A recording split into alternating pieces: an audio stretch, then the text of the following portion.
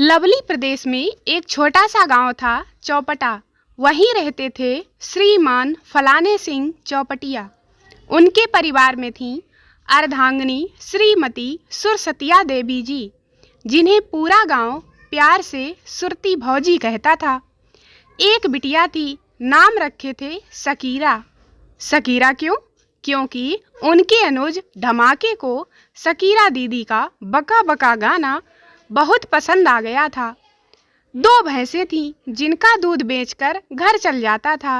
और हाँ, एक अम्मा भी थीं, अति प्राचीन। वह इतनी पुरानी थीं कि कई बार तो पुरातत्व विभाग के लोग उनको मम्मी समझ के उठा ले गए थे। हाँ, चौंक कहे रहे हो, हम बिल्कुल सही कहे थे।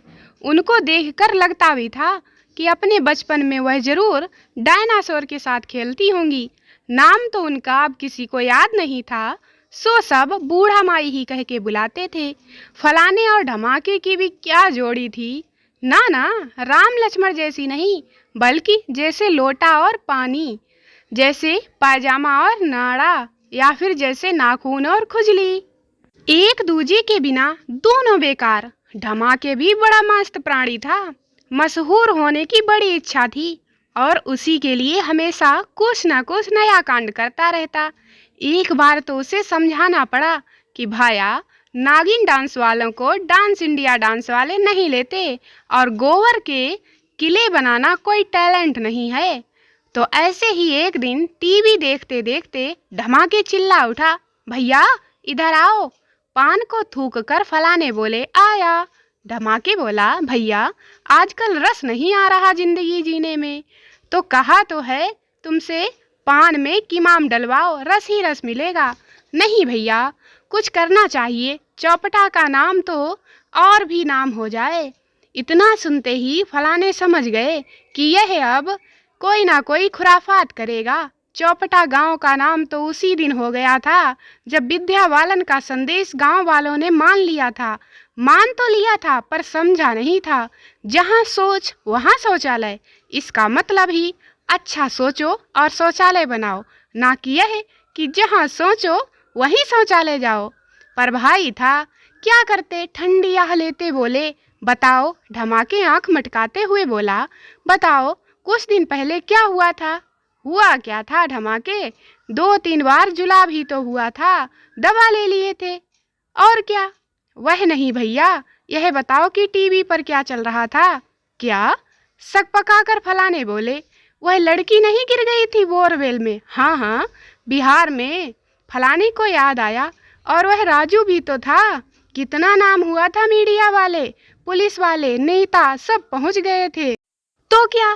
फलाने बोले, भैया बोरवेल तो अपने वहाँ भी खुद रहा है, बस कोई गिर जाए तो बात बन जाए। इस पर फलाने चिल्लाए, तो क्या अपनी शकीरा को धकेल दे उसमें?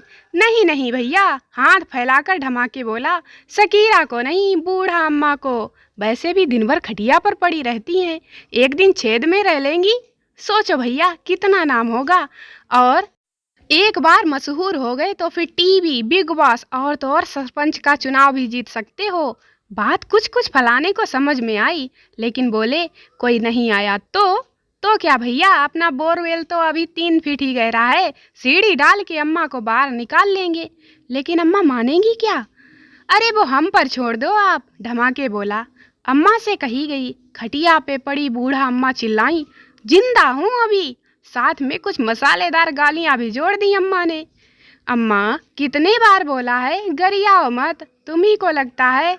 सब ही करते हुए धमाके बोला, अम्मा तुम सुनी, बुद्धेश्वर बाबा क्या बोले, कल ग्रहण है ना, तो जो भी कोई कल जमीन में 3 फीट जाकर पूजा करेगा वह सीधा स्वर्ग जाएगा। वक, मती मारी गई है मेरी जो जमीन में जाऊं। अरे अम्मा सही में, देखो व्हाट्सएप पे भी आया है। अब अम्मा को कोई दिखता तो नहीं था, पर पर्वतिया चाची उनको हमेशा अपने मोबाइल के व्हाट्सएप से कुछ न कुछ देव धर्म का संदेश पढ़कर बताती थी। सो अम्मा को लगता था कि व्हाट्सएप पे ही सब सही आता था। अम्मा बोली, तो अपना बोरवेल तो 3 फीट है ना। सो बूढ़ा अम्मा व्हाट्सएप को देवता समझ कर तैयार हो गई। बोली, जाओ नालायकों, इंतजाम करो। हम कल पूरा दिन बोरवेल में पूजा करेंगी। जी अम्मा, धमाके मुस्कुराते हुए बोला। तैयारी शुरू हो गई। उनके पड़ोसी करिया को भी बुलाकर समझा दिया गया। आखिर भीड़ उसी को इकट्ठा करनी थी। गड्ढे में दरी डाल दी गई, बूढ़ा का रेडियो भी पहुंचा दिया गया और पूजा पाठ का सामान भी डाल दिया गया। फिर अम्मा सीढ़ी से नीचे उतरी और भसड़ शुरू हो गई। सुरती भौजी रोते हुए चीखी, अरे अम्मा गई, अरे बूढ़ा गई। करिया और बाकी लोग भागे भागे। क्या हुआ भौजी, बूढ़ा सिधार गई का? आंसू पोंछते हुए सुरती भौजी बोली, नहीं रे, बोरवेल में गिर गई। तो उसमें क्या, इतना सा तो गड्ढा है, ये अभी निकाल लेते हैं। तभी धमाके बोला, पागल हो क्या, बात को समझो। जाओ पुलिस को खबर दो और समाचार वालों को बुलवाओ, पूरा का पूरा मीडिया बुलाओ, अभी के अभी। पुलिस आई और अम्मा को निकालने ही वाली थी, तब तक विधायक झूठाराम जी आ गए। अपना नाम बनाने का मौका देखा और बोले, आर्मी वाले ही बूढ़ा को निकालेंगे। तब तक लोग जमा हो गए थे, न्यूज़ चैनल वाले, पत्रकार, सरकारी लोग, दोनों पार्टी के कार्यकर्ता, और तो और समोसे और चाट वालों का भी ठेला लग गया था। उस दिन कई सालों बाद चौपटा में मेला सा लगा। सभी को इसमें अपना उल्लू सीधा करने का मौका दिखा। लोहा गर्म था साहब, सब अपना अपना हथौड़ा लेकर पहुंच गए।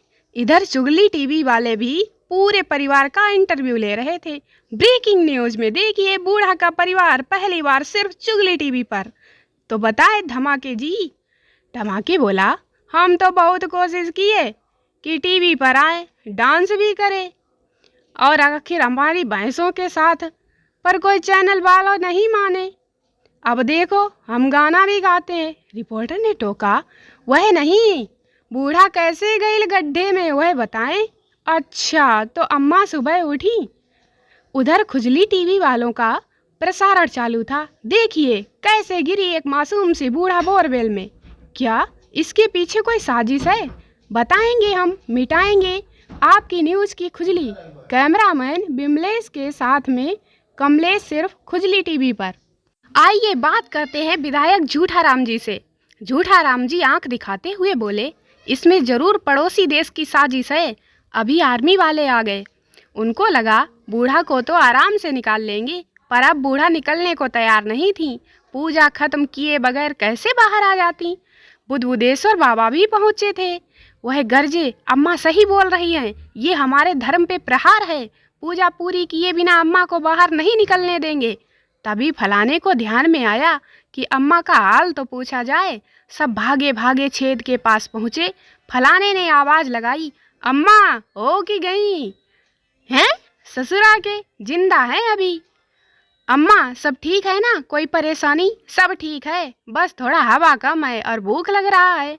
इस पर जो डॉक्टर्स थे वो ऑक्सीजन टैंक ले आए, पर बाबा फिर गुर्राए, इसके पश्चात ऑक्सीजन की हमें ज़रूरत नहीं है, हम बताते हैं आयुर्वेदिक योग का तरीका। इतना कहकर बाबा जीभ निकाल के सांप की तरह फुसफुसाने लगे। अम्मा तुम इनकी तरह फुसफुसा के सांस लो, सांप भी तो बिल में रहता है, पर सांस तो लेते हैं ना, यही तरीका है। और अंदर से फुसफुसाने लगी। लेकिन तब तक धमाके से सबका ध्यान हट गया था, तो उसे लगा कि कुछ और करना चाहिए। वह चिल्लाकर बोला, बूढ़ा के लिए अब हम अपनी भैंसों के साथ बर्फ की बाल्टी चैलेंज करेंगे। और एक बाल्टी बर्फ लेकर उसने अपने और भैंसों के ऊपर डाल दिया। धमाके को तो कुछ नहीं हुआ, पर भैंसें बिदक गईं। वो दोनों पगहा छुड़ाकर भागीं और बाबा के ऊपर चढ़ गईं। जब तक उनके भक्त भैंसों को हाँकते, तब तक बाबा का शुद्ध आयुर्वेदिक गोबर स्नान हो चुका था।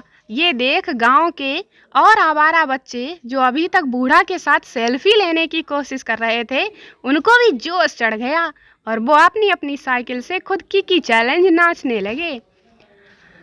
सुरती भौजी भी कहाँ पीछे रहने वाली थीं। वो सकीरा को लेकर चुगली टीवी वालों के पास पहुंच गईं और तब बनी अगली ब्रेकिंग न्यूज। देखिए पहली बार बूढ़ा की नातिन का नाच सिर्फ हमारे साथ।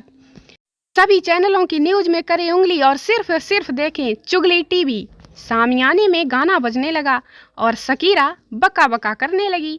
पूरा देश अम्मा की सलामती के लिए प्रयत्न चालू हो गए। कहीं लोगों ने हवन किया तो कहीं रोजे रखे, लेकिन बूढ़ा ने पिज्जा मंगवाकर खूब छापा। आखिर शाम को तमाशा खत्म हुआ और बूढ़ा को बाहर निकाल लिया गया। पूरे देश में खुशी की लहर दौड़ गई। अमेरिका से भी ट्रंप ने बधाई की ट्वीट भेजा। प्राइम मिनिस्टर ने इसका पूरा श्रेय अपने आप को दिया। सब खुश थे, पर करिया नाराज बैठा था। पता चला कि उसने अम्मा से कहा था कि सनी लियोन को बुलवाना, तभी बाहर निकलना, पर अम्मा ने सनी लियोन की जगह सनी देओल को बुलाने की मांग कर दी। अगले दिन खबर आई कि सरकार ने छेद का कारण का पता लगाने के लिए एक सदस्य की समिति बनाई थी। उसी के द्वारा भेजा गया एक साइंटिस्ट गांव में सबसे पूछता फिर रहा था कि बूढ़ा कहाँ है। लोगों को लगा कि कोई बुढ़िया चुराने वाला है और सबने मिलके उसको सूत दिया। सबने खूब माल कमाया। गाना बना, डीजे वाले बाबू मेरा गढ़ा खुदा दो। नया सीरियल बना, खड्डे में मेरा ससुराल। एक नई फिल्म ऐलान हुई जिसमें अफगानिस्तान की ओर से आया एक तानाशाह देश की बुढ़ियों को खड्डे में डालने लगता है।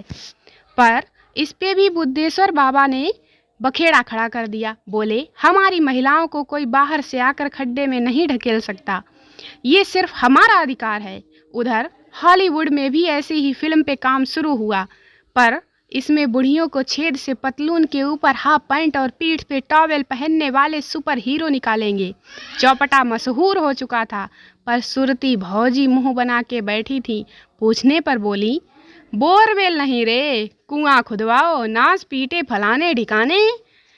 याद रखना कि अगली बार गड्ढा मैं खोदूंगी। कम से कम ये जो 100 साल से ज्यादा की बूढ़ा अम्मा हमारे ऊपर राज कर रही है, इसका तो मैं अगली बार अंत करके ही दम लूंगी।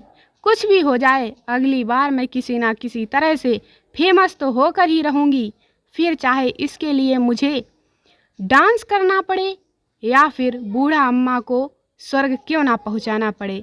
यह सब सुनकर बूढ़ा अम्मा के मुंह से निकला, हाय री आग लगे जा सोशल मीडिया को, ये तो हमारी जान लेके ही मानेगा।